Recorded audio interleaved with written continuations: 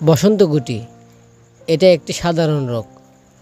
সঠিক সময়ে সঠিক পদক্ষেপ না নিতে পারলে আপনার মুরগির মারাত্মক রূপ ধারণ করতে পারে।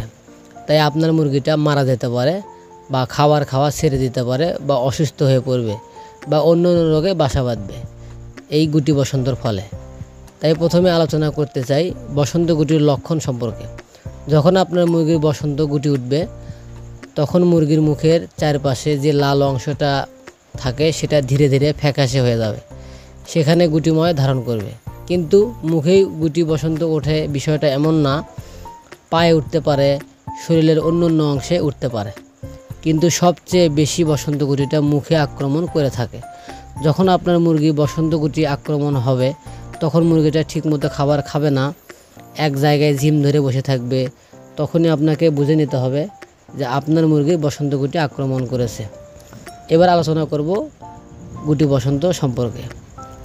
তো আপনার মুরগির শরীরে গুটি বসন্ত যখন হয়, বিশেষ করে গুটি বসন্ত ওঠার যে সময়টা রয়েছে, তো সেটা হচ্ছে যে আপনার জানুয়ারি, ফেব্রুয়ারি, মার্চ এই সময়গুলো এই মুরগির গুটি বসন্ত হতে পারে। এবং গুটি বসন্ত যে কোনো বয়সের মুরগিকে আক্রমণ করতে পারে। তাই এবার আলোচনা করা যাক যে গুটি বসন্ত চিকিৎসা সম্পর্কে। গুটি বসন্ত দুইভাবে চিকিৎসা করা যায়, একটা হচ্ছে প্রাকৃতিক উপায়ে আর একটা হচ্ছে কৃত্রিম উপায়ে। তো প্রথমে আলোচনা করব প্রাকৃতিক উপায়ে। যখন আপনার মুরগির শরীরে বসন্ত গুটি দেখা দেবে তখন অবশ্যই এটা ঘরে কিন্তু আমাদের হলুদ থাকে, বা সেটা যদি কাঁচা হলুদ হয় সবচেয়ে ভালো হয়, বা যদি কাঁচা হলুদ না থাকে গুঁড়ো হলুদ পানির সঙ্গে মিক্স করে আপনার মুরগিকে যেখানে বসন্ত গুটিটা হয়েছে তো সেখানে একটু ভালো করে লাগিয়ে দিবেন। এভাবে 4 থেকে 5 দিন বা 7 দিন পর দিলে আপনার মুরগির শরীরে আর গুটি বসন্ত থাকবে না। হলুদ হচ্ছে অ্যান্টিবায়োটিক, এর কোনো ক্ষতিকর দিক নেই, কিন্তু উপকারেরও শেষ নেই। হলুদটা একসাথে দুইভাবে কাজ করবে। যেখানে বসন্ত হয়েছে সেখানকার জীবাণুগুলোকে মেরে ফেলবে। দ্বিতীয়ত ওখানে ক্ষত সৃষ্টি হয়, খুব জলদি ক্ষতটা শুকিয়ে ফেলবে। তাই হলুদটা অবশ্যই ব্যবহার করবেন, এতে আপনার মুরগি ভালো থাকবে, ভালো রেজাল্ট পাবেন।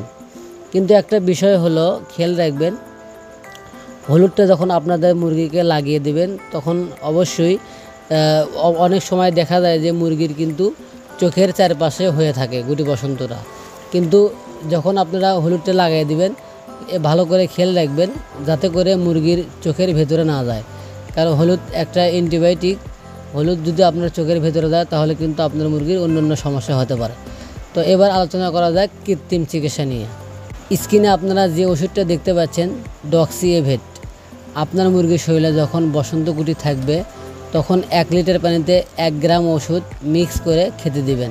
3 থেকে 7 দিন পর্যন্ত আপনার মুরগিকে যদি আপনারা এই ডক্সিএভেট খাওয়ান তাহলে অবশ্যই ইনশাআল্লাহ আপনাদের মুরগি ধীরে ধীরে সুস্থ হতে থাকবে।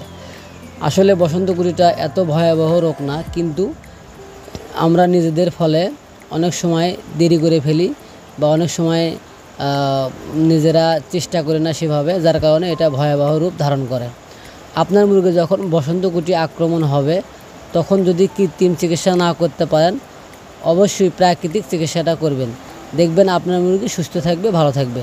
তো ভিডিওটি আর বাড়াবো না, তবে যদি ভিডিওটি ভালো লেগে থাকে অবশ্যই লাইক, কমেন্ট, শেয়ার করবেন এবং আগামী ভিডিও দেখার আমন্ত্রণ জানিয়ে আজকের ভিডিও শেষ করতে যাচ্ছি। সবাই ভালো থাকবেন, সুস্থ থাকবেন। আসসালামু আলাইকুম ওয়া রাহমাতুল্লাহ।